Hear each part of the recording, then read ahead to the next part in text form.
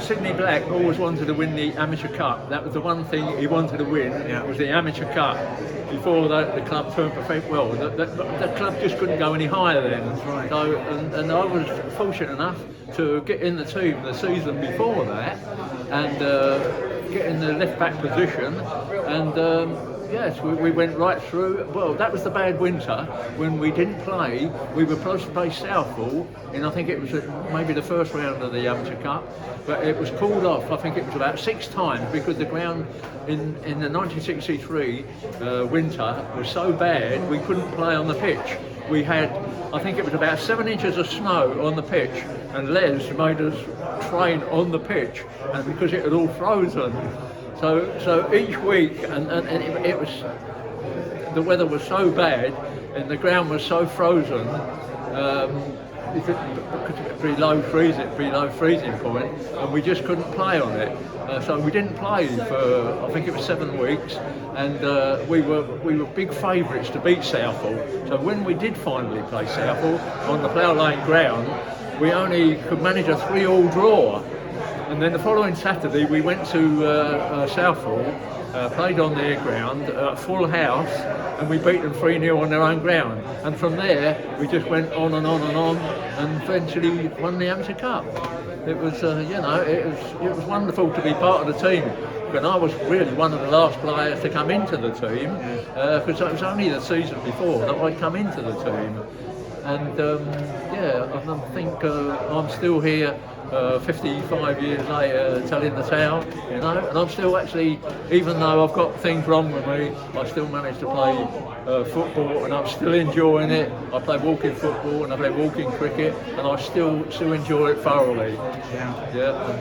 And what about? And I was a one-man club. I only ever played for Wimbledon, apart from Chelsea when I was a 16-year-old.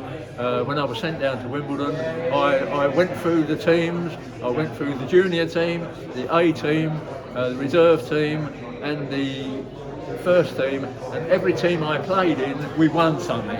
We either won our league or won a cup or something or other. What was your expectation and belief on that day against Sutton in the Amateur Cup final? I mean, were you confident going there? Well, I was confident. I walked out onto the pitch and I felt, with the crowd there, I felt 10 foot tall. And it was a day, unbelievable day. And I just can't express the feeling, to have come back and won that cup for Sydney Black and everybody, all the supporters. And how did Eddie feel on that day with scoring those?